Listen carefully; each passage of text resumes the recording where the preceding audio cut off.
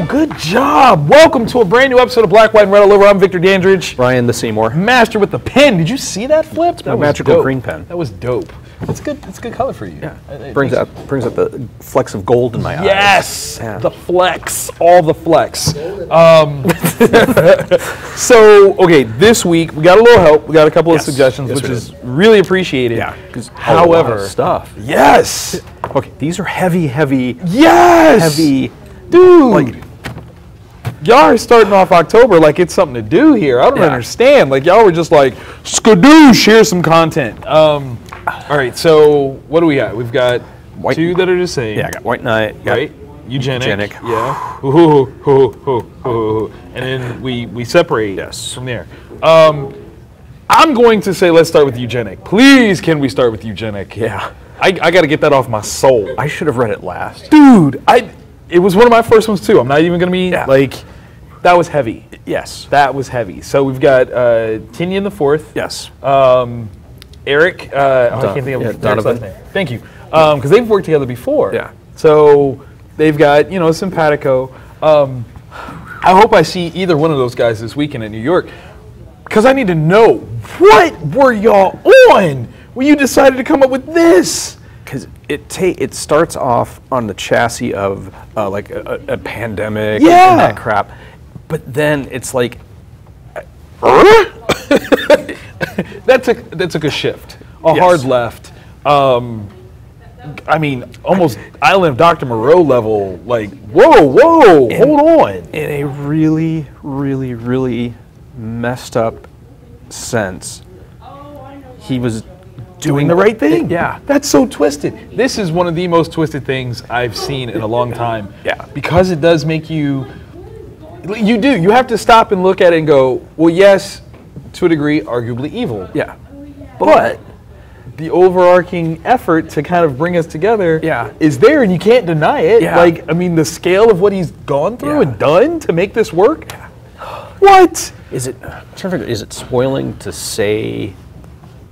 Yes. Yeah. No. Don't even. Okay. No. We didn't get a buffer. You don't get a buffer. Yeah. You just have to read this. Just know, viral pandemic. The solution changes everything. Yeah.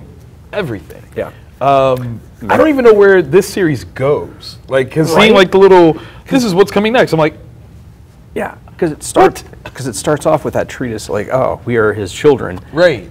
But then, what? Do we skip a generation and go there, or? I don't know. I'm all kinds of. This one's gonna be. This one I won't say is gonna, because I mean, quite frankly, this could slip through the radar on a lot of people. Yeah. But a small publisher. Right. Like Boom is not necessarily ruffling all the feathers, although they could. Something like this could be the thing. Yeah. Because God, can you imagine if this gets picked up for a series of any kind? Right. Oh. I just lost my train of thought. Like that's just how crazy this book is. Yeah. But no, like. You don't necessarily know who the main characters are going to be. Yeah. Yes. Like that's insane. I thought I knew. Right. Like we had a plan, we had an understanding, and then no. Throw the baby out with the bathwater. It's funny that you mentioned that. Right? This is very interesting. I feel like this is actually going to be a series that could be major talking points. Yeah. Almost on par with the new Howard Chaykin series. Yeah. Divided States of Hysteria. Yes. I feel like this could be that talking point. Like, oh my God, can you imagine a college class that has those bookending your reading? Right. Because you could totally compare and contrast like all the stuff that's happening in Divided. Right. And then the idea of bringing it together through this, insanity. Yeah. Good series. Yes. I think. Yeah, that's right. I think because we don't have any idea where does issue 2 go. I know that's so good. Yeah. Eagerly awaiting issue 2. Yes, very much so. Yes, because we are so just up in the air on what exactly just happened. Yeah, to our minds. Yeah. Like it's not even like the plot doesn't make sense. Because it does, and maybe exactly. Right. Exactly. Like Adrian Veidt style, right? Good reference. If you guys didn't catch that reference, it sounds like you need to take a trip to the comic store ASAP. Yeah. ASAP. Ozymandias. Veidt makes right. Think about it. He's not Mr. Oz. Okay, so pissed me off for some reason. What did you read that I didn't I did Punisher Platoon. Okay, Platoon. Yes. I mean, are we talking... It goes back to when Frank was in Vietnam. Really? Yeah, which still is kind of weird to me because vets of Vietnam are of a certain age now. They are. You would think that they might upgrade the story? Yeah. Like can you do that with Punisher, though? I mean, because him being a Vietnam vet is kind of part of the thing. But can you switch it to a vet of the Middle East or something little Desert else? Storm action, little Iran-Contra scandal. I don't know.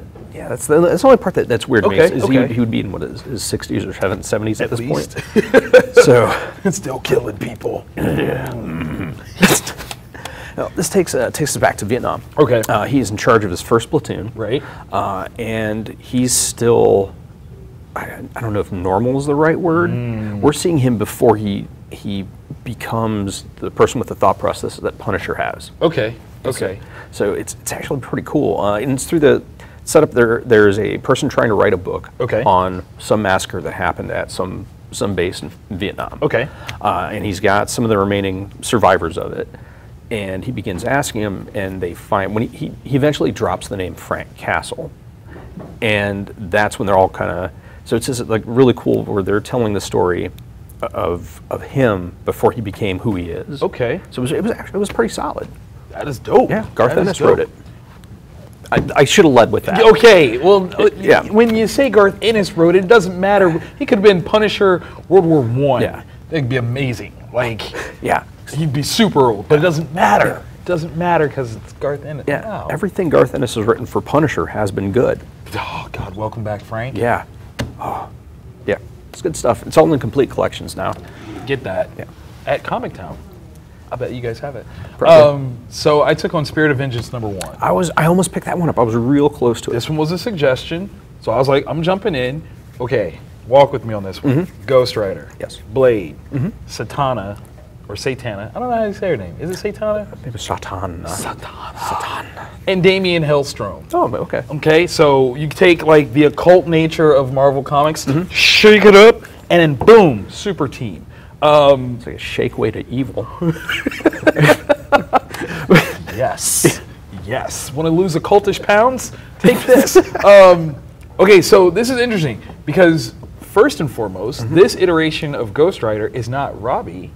It is Johnny Blaze. Really? I know, right? A step back, step forward, don't know. Ghost Rider on a bike, though. Yeah. So that's classic, but I mean, it's not even like Danny Ketch. So that's weird. Right? Like, I mean, you're going back to like square one, Ghost Rider. Yeah. There is something happening in the underworld. Things are rumbling about. Okay. And this quartet is going to figure it out. They're going to solve it because apparently it's got ramifications that could be world-ending. Dun dun dun. Victor, what's your last name, Vic? Gischler, because I knew I was going to mess that up. I knew I was. Sorry, Victor. From one Victor to another. But I was really impressed. Like, the voice of this is really cool. It's not just steeped in like the occult, oh, whoa to this. It's actually characters. They are people, and they have different vibes and different emotions and different personalities that flow really well. Shout out to your setup for Blade, though. Blade in this one, immediate badass. There's not a question. You already know what's going down. But I do think that the person that is going to matter the most is Satana. Really? Yes. Very interesting. You know why? She ain't even in this first issue. Really? Not even in it. That's how you know, like, when you have to take, like, you take all the boy characters and you introduce them. You're like, hey, these guys, they're going to be super friends. Cool. What about the fourth one? She needs her own issue. Yeah. We'll wait. 28 pages of her. Just, I'm calling it. I'm saying the next issue is when they go and get her, and it's going to be this big to-do, and she's gonna beat all them down. It's going to be a thing. That's all I'm saying. Yeah. Very good. It's fun. Yeah. It's kind of fun. Because we haven't had this kind of series in a while. In a long while. Long while. I think, do you think that this is maybe like testing the waters to see if maybe there's a series, some sort of Disney, Netflixy type thing? Wouldn't surprise me.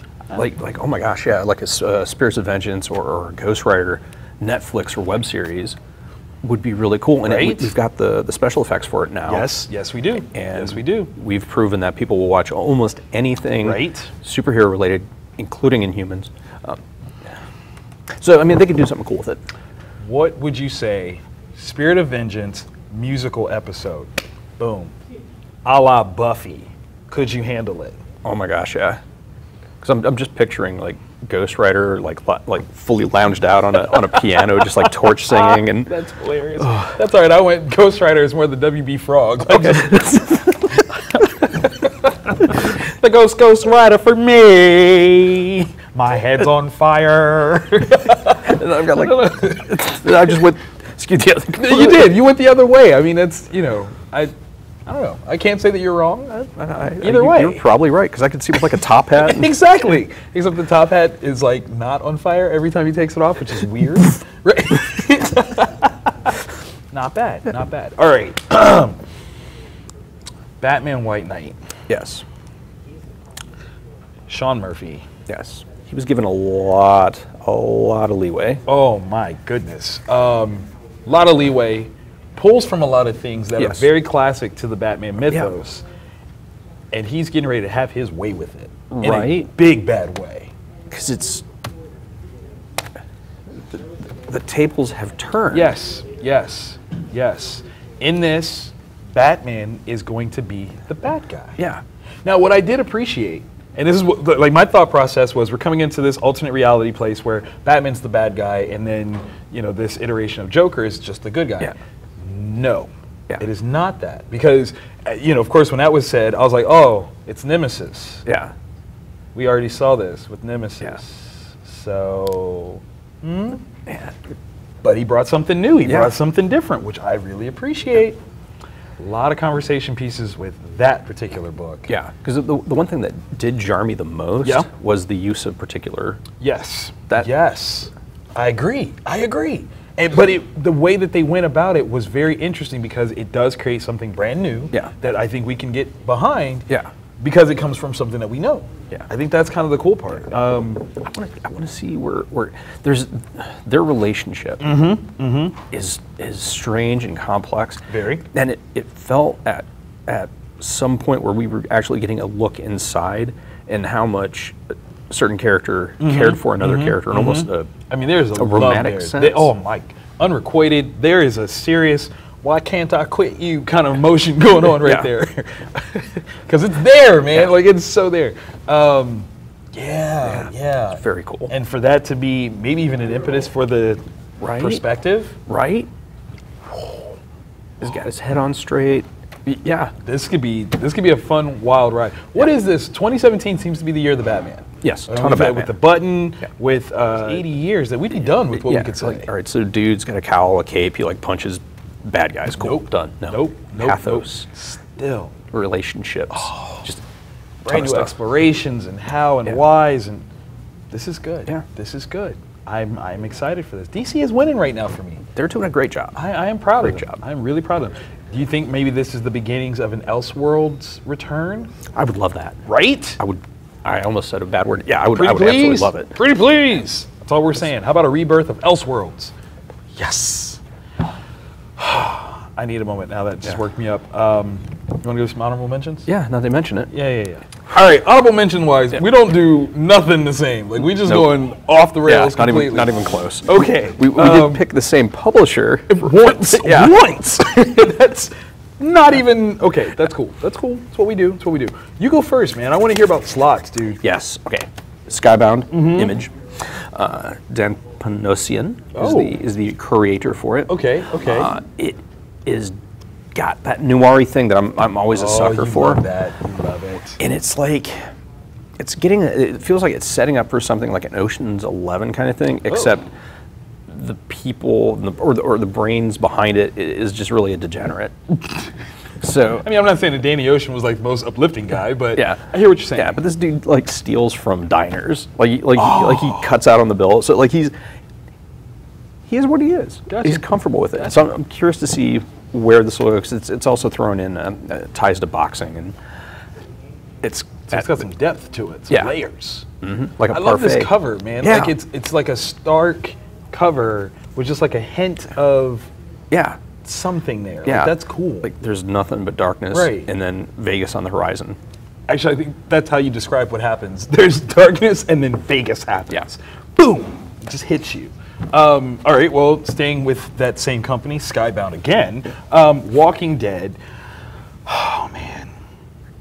This is one of those things where, okay, 100% 172 issues in. Yeah. Still mad that Invincible's closing and this one's not yet. I would trade them. I'm not gonna lie. And it's not even that I don't like this. I just love Invincible that much. But there's this sense of a familiar, vibe to this story. Like we're recapping things, we're rebuilding things, only to like build that sense on the horizon that something bad is coming.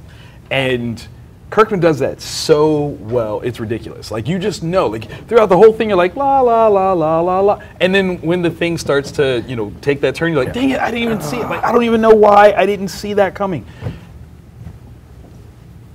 I'm not saying something bad happens, but you see it coming. It's coming. That's my warning. That's it. That's all I got. Speaking of something bad on the horizon. All right, so Batman 32. Yeah. If you've been on the internet, you've probably seen it, yeah. What? Yeah, so there's a question that's answered in this. Okay. But it's not the most important question in there. It's Batman and how what he really is. Okay. Okay. And see, you'll have to buy the book. Wait, that's... Yeah, he went Hold for it. on. Yeah. Wow. Yeah, and he stopped it. Wow. Man. Yeah. Okay. So it's not just one of those books where people are going to buy it because like something the outside world. Right. This is like, actually cool. important. Yeah. And leave it to Tom King. Yes, Tom King, the master. Of course. To do that. Right. Again, redefining a character that we've known and loved Yeah. forever. Yeah. But finding a way to make it important. Yeah. So what about Avengers? Mark, Wade, I love you. You know that. Your buddy, your pal. So I read your book. I should be the only one. Just me. Let that be something. It just doesn't have the voice for me, man. Like, the truth is like, I feel like they're trying to do something big here, and they're trying to establish something cool. It's a little too marred in old school insular history. Okay. As well as trying too hard to be something cool and interesting for new readers. It's this balance, and I get it, it's hard. To a degree, I don't even want to say it's the lineup. I want to say like it's literally the goal of the story is just not something I care about. Like I just don't. And Worlds Collide. I loved it when DC did Worlds Collide. That was awesome. Maybe that's where this should have stayed. It was a DC thing, not a Marvel thing. Maybe I'm just one of the crotchety, young kids that's like, I don't like your stories, Mr. Wade. I'm mad. Get off my newsstand. You'll always have Kingdom Come for me. You know that. You know that. That's my ish 1, 2, and 3. Tower of Babel, absolutely. Just